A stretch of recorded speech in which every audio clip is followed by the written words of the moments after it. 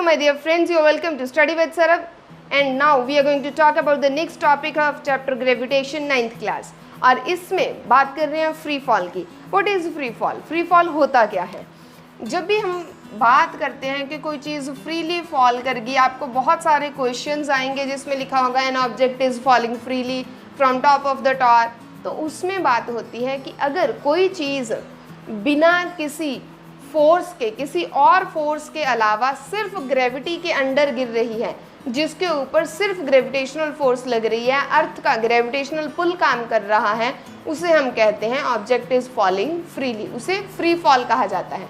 जिस ऑब्जेक्ट पे सिर्फ ग्रेविटेशन काम करेगी अर्थ की, that is called free fall. Whenever objects fall toward the earth only under gravity, we say it a free fall. जब object सिर्फ ग्रेविटी के अंडर गिरते हैं, they are called freely falling objects. अब अगर हम दो ऑब्जेक्ट्स को फॉल करवाते हैं, एक हैवी है एक लाइट है, सपोज एक फेदर है, पंख है किसी बर्ड का, ठीक है, और एक आपके पास स्टोन है, क्या वो दोनों सेम टाइम पे नीचे गिरेंगे? अगर वो फ्रीली फॉलिंग है तो उनके ऊपर सेम ग्रेविटेशनल पुल लग रहा है, तो क्या वो सेम टाइम पे गिरेंगे? लियो ने कहा था कि दोनों के ऊपर सेम फोर्स लग रही है, so both will fall eight the same time. दोनों एक ही टाइम पे गिरेंगे. लेकिन जब भी हम देखते हैं कि जब हम फेदर को और स्टोन को गिराने की कोशिश करते हैं, फेदर ऊपर ही फ्लोट करता रहता है, बहुत लेट नीचे आता है, जबकि स्टोन एकदम से नीचे गिर जाता है. सो इस चीज़ को दोबारा एक्सपेरिमेंट किया गया रॉबर्ट बॉयल ने. उन्होंने एक बॉक्स लिया, एक जार लिया, उस जार में पूरे की पूरी जो एयर थी वो रिमूव कर दी, उसको वैक्यूम कर दिया, उसकी जो एयर है वो पूरी रिमूव कर दी. रिमूव करने के बाद उसमें एक फेदर रखा गया और एक स्टोन रखा गया. एक फेदर था और एक स्टोन, और दोनों सेम टाइम पे फॉल करे. जिसने डेमोन्स्ट्रेट किया, जिसने एक्सप्लेन किया कि both are falling at the same time because both have same gravitational pull.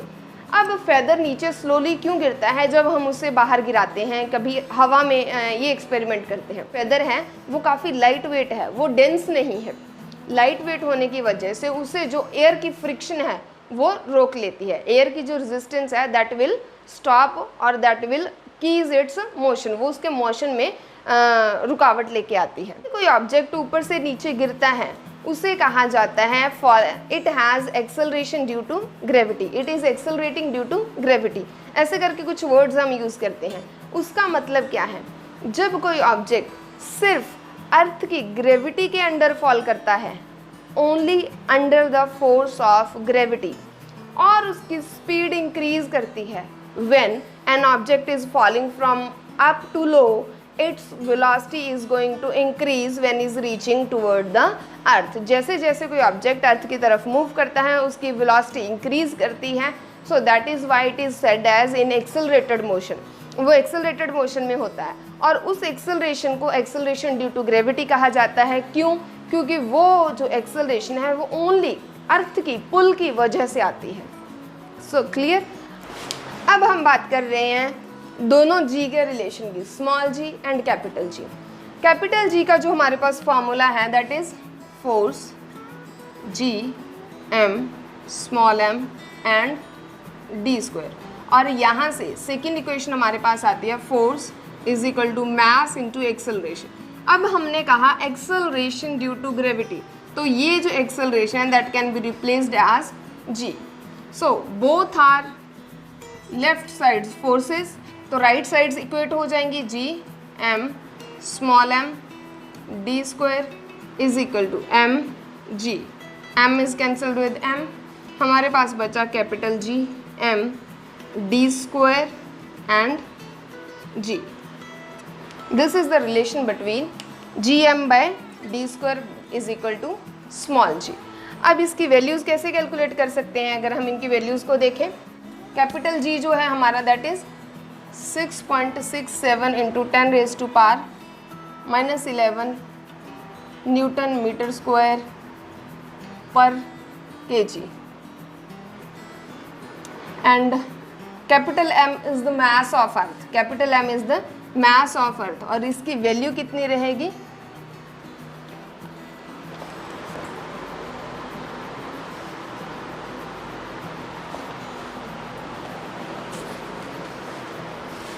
6 × 10⁻⁴ kg। और दोनों के बीच में अगर कोई ऑब्जेक्ट है अर्थ के सरफेस के ऊपर तो वो उसके रेडियस के जितना रहेगा, दोनों के बीच का डिस्टेंस। अब उनका डिस्टेंस कितना होगा, d की जो वैल्यू है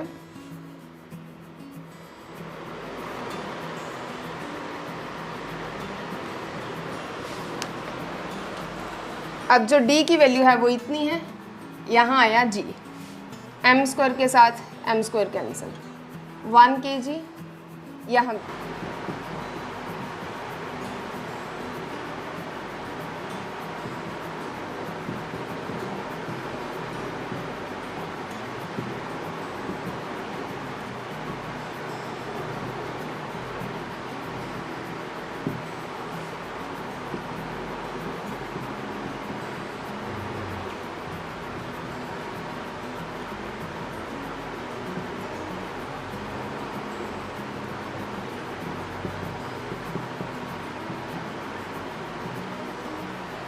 यहाँ पे हम 100 लगाएंगे, ये उतार के यहाँ पे 10, ये हटा के यहाँ पे 10, और ये वाली जो हमारी वैल्यूज़ हैं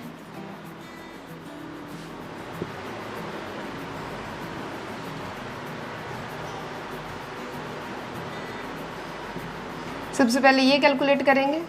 हमारा आया 13, नीचे वाला 12 में ऊपर लेगी,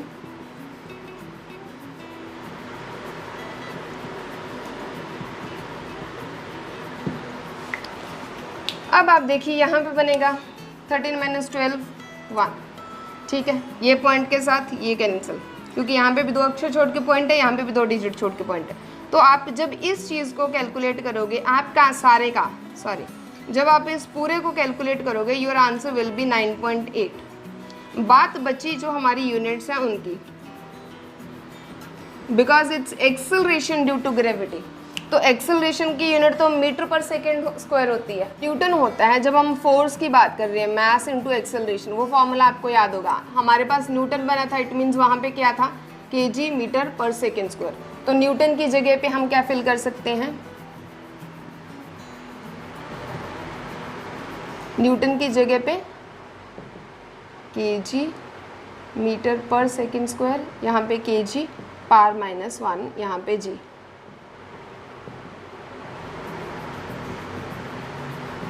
दिस इज द वैल्यू, ये आ गया हमारे पास g की value, which is equal to 9.8 मीटर/सेकंड²। अब इसके बाद हम साथ ही देखते हैं कि जो g की वैल्यू है, ग्रेविटी g की वैल्यू है, स्मॉल g की वैल्यू किस तरीके से वेरी करती है अर्थ सरफेस पे। Earth is not completely a sphere, तो जो अर्थ का सेंटर है, सेंटर से जो रेडियस r जाता है वो हमारे इक्वेटर की तरफ ज़्यादा है, पोल्स की तरफ कम है। तो जब ये रेडियस की वैल्यू ही चेंज हो रही है तो ऑब्वियसली वहाँ पे g की वैल्यू भी चेंज होगी। हमने देखा था g is equal to g capital M by r²। d² भी आप लिख सकते हो, लेकिन मैं r² इसलिए लिख रही हूँ because it's about the earth only. तो ये चीज़ें तो कांस्टेंट रहेंगी। g किसके साथ है, इन्वर्सली टू r²। r बढ़ेगा तो g घटेगा, r घटेगा तो g बढ़ेगा। तो जब हम बात कर रहे हैं इक्वेटर की, इक्वेटर के ऊपर r की वैल्यू हाई है, r की वैल्यू ज़्यादा है, ये लार्ज है, ये लार्ज है, तो g क्या होगा, स्मॉल। इक्वेटर पे g स्मॉल, g की वैल्यू जो है वो कम हो जाएगी। वहीं अगर पोल्स की बात करें, पोल्स मतलब जो हमारे नॉर्थ एंड साउथ पोल है, वहाँ पे जो g है, क्योंकि r वहाँ पे लेस है, r लेस है तो g मोर, g की वैल्यू ज़्यादा होगी। दिस इज इक्वेटर पे कम होगी g और पोल्स पे ज़्यादा होगी, मतलब वहाँ पे ग्रेविटेशन की जो अट्रैक्शन है वो ज़्यादा होगी और इक्वेटर पे कम होगी। अब इसके बाद अगर हम देखें, ये तो है शेप के अकॉर्डिंग कि जब हम इसकी शेप चेंज है, क्योंकि अर्थ की शेप इवन नहीं है इसलिए। अब इसके बाद अगर हम एल्टीट्यूड की बात करें, अगर मान लीजिए क्योंकि जो g की वैल्यू है वो यहाँ पे मैक्सिमम है सरफेस पे, किसी भी सरफेस पे वो मैक्सिमम है। अगर आप उस सरफेस से दूर जाते हो, या तो इस साइड में क्योंकि अर्थ इज स्फेरिकल, किसी भी डायरेक्शन में अगर आप बाहर जा रहे हो, हवा में ऊपर ऊपर जा रहे हो, हाइट पे जा रहे हो, तो क्या हो जाएगा, हमारी g 1/r² थी। अब r में आपने थोड़ी सी हाइट ऐड कर दी, 1 metre, 5 metre, 100 metre, 1 kilometre, 2 kilometre, any of the value. अगर आपने कोई भी वैल्यू ऐड की है तो उसका भी स्क्वायर आएगा। वो किस में ऐड होगी, हम तो टोटल d लेते हैं ना, तो यहाँ पे d कितना हो गया, यहाँ पे d की जो वैल्यू है वो कितनी आ गई, r+h। अब d² था तो r+h² हो गया, तो ये डिस्टेंस नीचे बढ़ गया। जब डिनोमिनेटर बढ़ेगा तो g की वैल्यू कम होगी। सो विद इंक्रीजिंग हाइट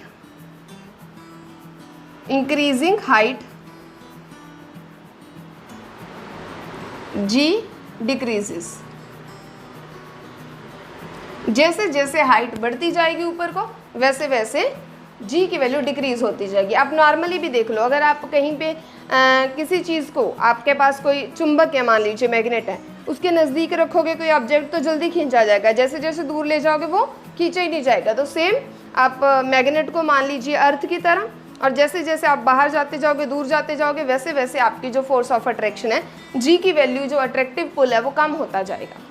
इसके अलावा देखते हैं डेप्थ के साथ। तो जब हम बात करते हैं g की डेप्थ के साथ, मतलब variation of g with depth inside the earth, अगर हम इस साइड में मूव कर रहे हैं, इस डायरेक्शन में जा रहे हैं, तो r की जो वैल्यू है वो डिक्रीज हो रही है।